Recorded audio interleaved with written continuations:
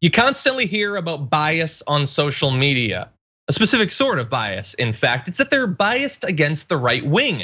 They're shadow banning people and they're trying to stop pages from taking off, and they're like doing fact checks and taking down dangerous coronavirus lies, and how dare they? That's what you hear. But what's actually going on? I want to run you through a few different headlines that are all from like the past week. Okay, this is like a week of actual bias on social media. So the first is on Facebook, where Facebook fired an employee who collected evidence of right-wing pages getting preferential treatment. Now, what form did that come in? A senior engineer collected internal evidence that showed Facebook was giving preferential treatment to prominent conservative accounts to help them remove fact checks from their content. The company responded by removing his post and restricting internal access to the information he cited. On Wednesday, the engineer was then fired, according to internal posts seen by BuzzFeed News. And so not only did they stop the information from being found so that nobody else could report on this, they then fired the guy who found it. And what did he find basically? It was a lot, but a few examples are evidence that strikes against Breitbart and Charlie Kirk were flagged for fast resolution and were resolved without any explanation for why they were expedited or why they were resolved as not being misleading. So when they had lied, it was then immediately sent as fast as possible to be fixed and cleared so that their pages would not be hampered in any way. Why? Who knows? We have one other example. In one case, Diamond and Silk appealed a false rating directly with the checker. It was downgraded to partly false on merit, and as far as we know, like actually on merit. But then someone in policy or leadership at Facebook intervened and removed it and a previous rating on their page according to internal convos. So they got a false rating. They were able to expedite it where it was taken down to partly false. And we believe that was what it was actually should have been classified as, partly false. But that wasn't good enough. Somebody in Facebook leadership stripped away the entire reference to them having lied at all to protect them and their ability to monetize and have their posts seen by as many people as possible. It's almost like actual fake news and right-wing lies makes Facebook a hell of a lot of money, and they don't want to take the lies down. Whichever authoritarian it helps get reelected or elected in the first place. It's almost like the business model is misinformation. But that was okay in 2016. I mean, how much damage could it do in 2020? I think like just talk about the invisible man hero. Like hats off to this employee and this engineer who collected all of that information and stuff that we know, and yet Charlie Kirk and all these right wingers continue to whine about how Facebook is, they've got a left wing bias. BS, man. Where has that ever been? Where is the evidence of that ever? Yeah, exactly. And look, you mentioned the fact that basically their business model is misinformation. So I have an example of them actually fighting back against some of it, but I bring this to you so that you know the scale of the problem, that this could be done in one fell swoop. So Facebook removed hundreds of accounts last Thursday from a foreign troll farm posing as African Americans in support of Donald Trump and QAnon supporters. It also removed hundreds of fake accounts linked to conservative media outlet the Epoch Times that pushed pro-Trump conspiracy theories about coronavirus and protests in the US. And if you're wondering, wait, is it that Epoch Times? The one that played an ad when I checked in on our stream today? Yeah, it's the same one. So they're getting in trouble, but they can still advertise for some reason on my channel.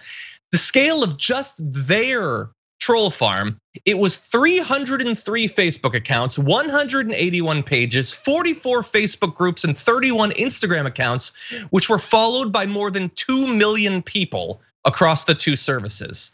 That was what was taken out on Thursday. What still exists? I don't know. What'll be put back up once the troll farm relocates to a different part of, let's see, Romania, apparently.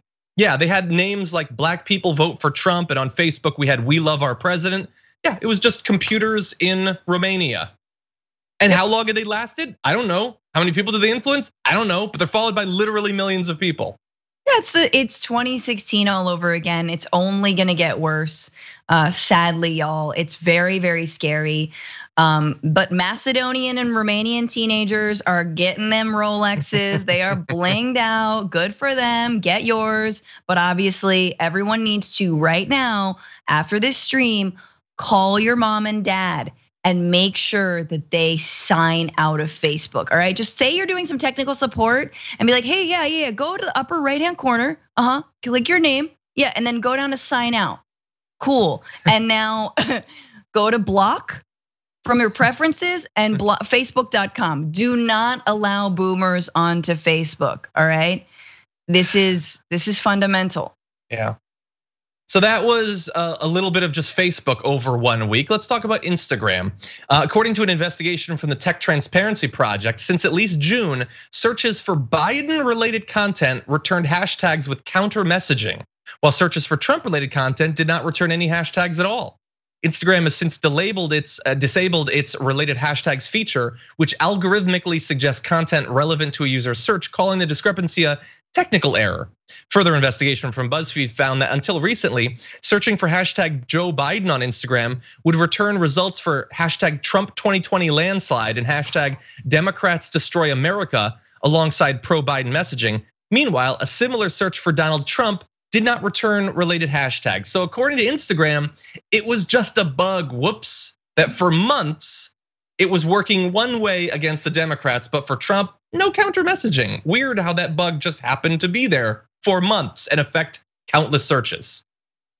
Yeah, I mean, look, if Trump gets 40 more years or whatever, however long he lives after this, if he is reelected or doesn't leave office, I think you will see a sort of unification of Zuckerberg and Trump.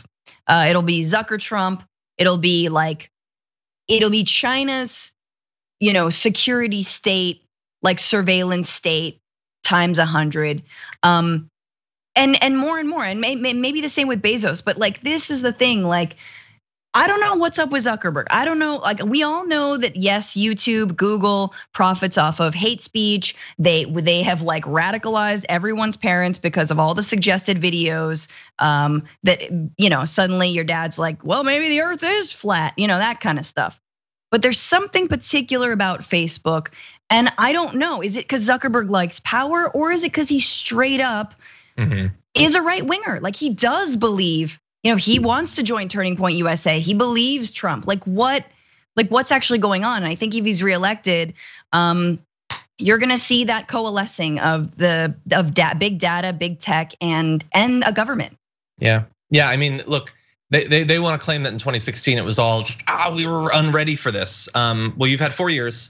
And it seems kind of worse. I mean, again, Instagram and Facebook are together. Yeah, they removed from some troll farms, but they're still largely allowing him to line his ads, despite it continually being pointed out, and they're benefiting financially from it. Like 1% of the financial benefit is the money that they get for the ad. 99% is what a Republican presidency is going to do for them and protect them from, by the way. Here's the kicker on the Instagram thing though. Tim Murtaugh, the director of communications for the Trump campaign, was reached out to about that algorithmic bias against Biden and for Trump.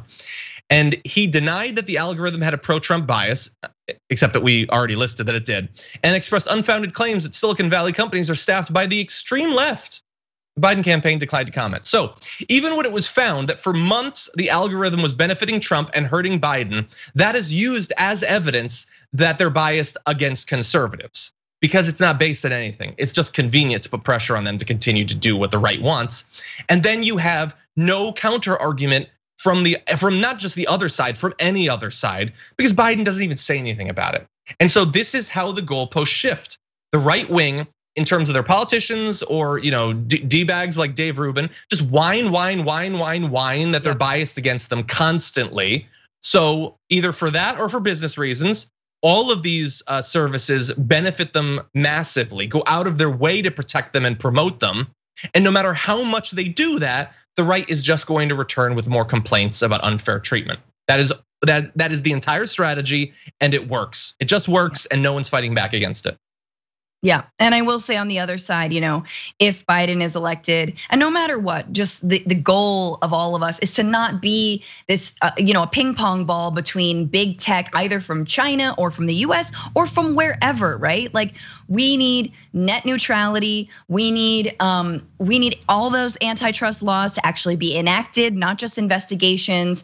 Absolutely, the democratization of the internet and the democratization of tech is fundamental to democracy as a whole. So, you've seen Warren, actually, Senator Elizabeth Warren, lay out some of that. But we need to be very clear-headed, even as users, about what the ultimate goal is, and that it's not just giant, fossil fuel industry or authoritarians in Trump's White House, but it is tech, and that goes both ways. They donate to Democrats too. They donate to Republicans. There is a very much a consensus around big tech, and so let's not lose sight of where we need to actually go with reining them in.